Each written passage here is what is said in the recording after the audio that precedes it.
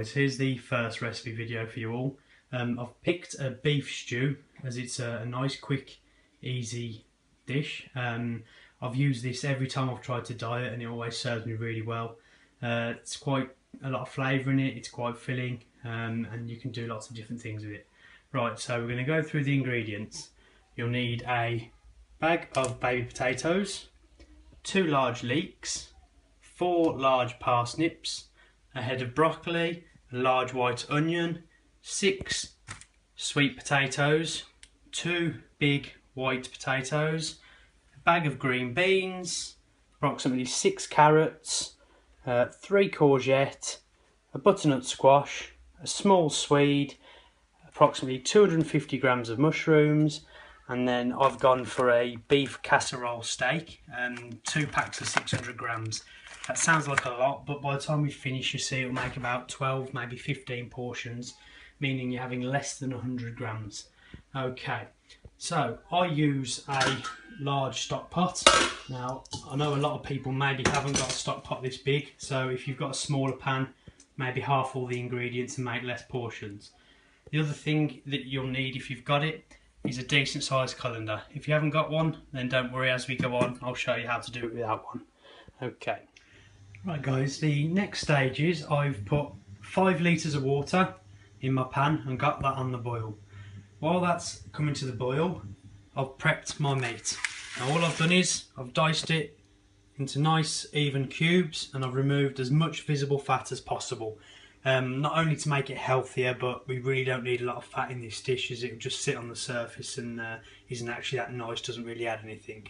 Right, I've also split my veg in half.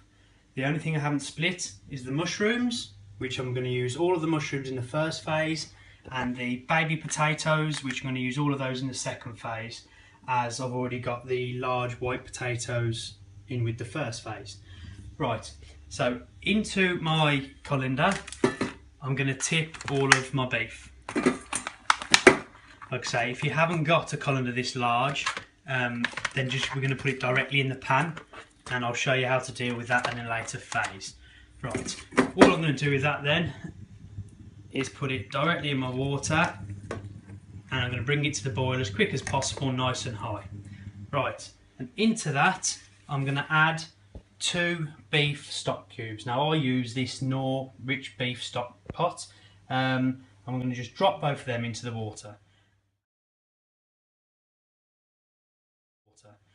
After I've done that, I'm going to go on and I'm going to prep my first half of veg. And all I'm going to do with all this veg is just drop it around the outside of the colander into the water, making sure I don't get any of it into the beef. And that basically is going to make up our sauce to our stew. The reason I've actually done this isn't a recipe I've seen or been taught. It was a bit of a creation of necessity really, in that my other half does not eat any form of vegetables. I wanted to get her eating a bit healthier, so we're actually going to blend those vegetables to make the sauce. When I make it just for her, the only solid thing I have in it is the meat, sweet potato, and that's about it really. But as I like all my vegetables, I've split them in half, meaning that once our sauce is done, we're going to prep our other half and put them in whole, leaving us with a full proper stew. Right, it's now taken me approximately 15 minutes just to prep all my veg. You haven't got to be particularly neat because this is all going to get blended eventually, so get it all prepped and ready. While I was doing that, my meat in my pan has came to the boil, so I've dropped the temperature down a bit just to keep it simmering. I mentioned earlier, if you don't have a colander like this big one, that there's a way around that. Well, what that'll be is cook this out, just the meat, simmering with a lid on for approximately 3 hours, nice and low.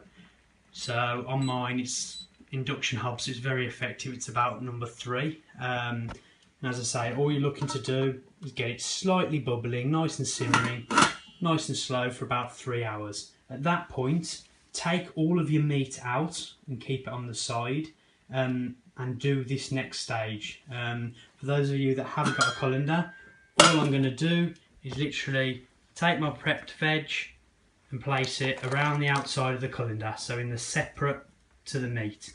I don't want any of it going in with the meat at this stage, so literally all of that's going to be put all the way around the outside. Okay, so I've now got all my veg around the outside of my meat, or if you haven't got a colander, you'll just have your veg in a pan and your meat will have already cooked for approximately 3 hours. I'm just going to bring the temperature on this back up and bring it to the boil. As soon as it comes to the boil, I'm just going to drop my lid on and simmer it. I'm looking to simmer it now for approximately an hour at this stage, until all the veg is soft, and then we'll go from there. It's now been approximately another hour. As we can see, all the veg has softened nicely, still simmering away slightly. It's been cooking now for maybe nearly an hour and a half in total, but we've actually only been doing things for about half an hour.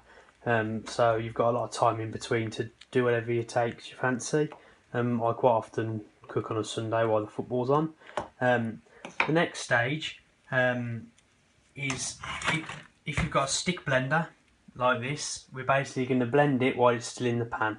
If you haven't got one, this one was £6 from a local supermarket. It's just a Tesco brand stick blender. So I'm going to put that in and I'm going to blend all the veg.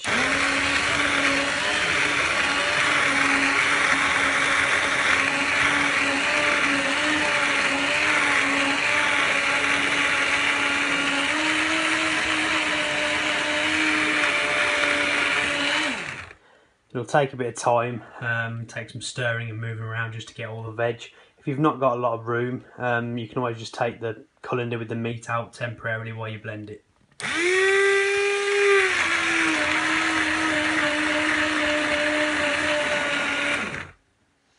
In fact, I think I'm going to do that with this one just to make it a bit easier.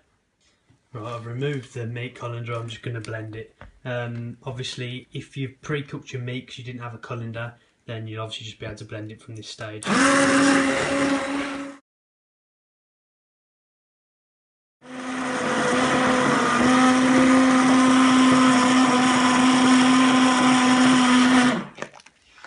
Right, basically we just keep going on that until it's all smooth. At this stage, like I say, if you've took your meat out earlier because you didn't have a colander, you can now just cook that out for a little bit, and in a bit you'll be ready to add your meat back. If you've only been cooking your meat for approximately an hour because you've had a colander, what we're going to do is we're going to drop that back in.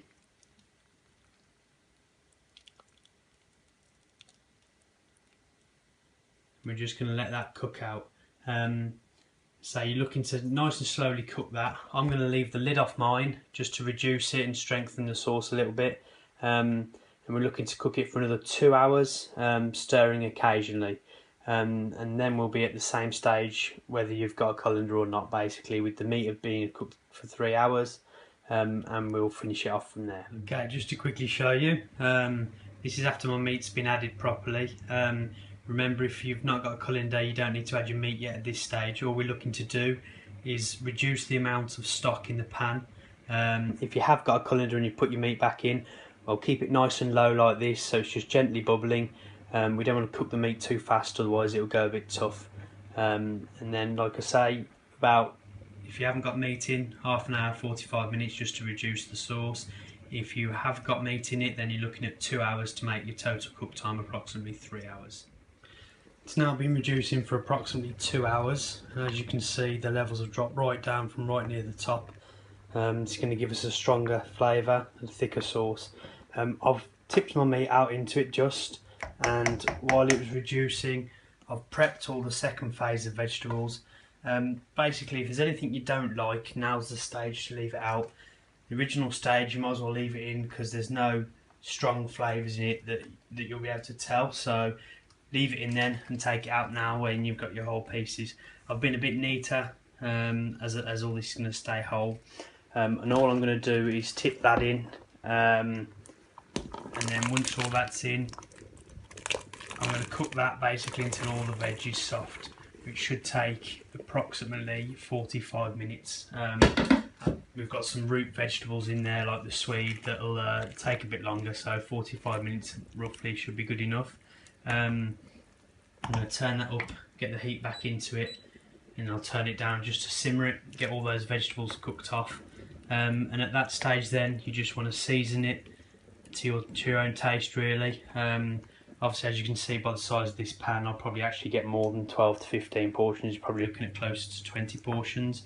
So you can easily divide the ingredients by 4 if you wanted to make a lot less. And that should give you a good 5 or 6 portions then. All I'll do when this is cooked, I'll take out a few portions for my lunch and dinners for the next couple of days, then I'll put all the rest into containers and freeze it and get it out as and when I need it.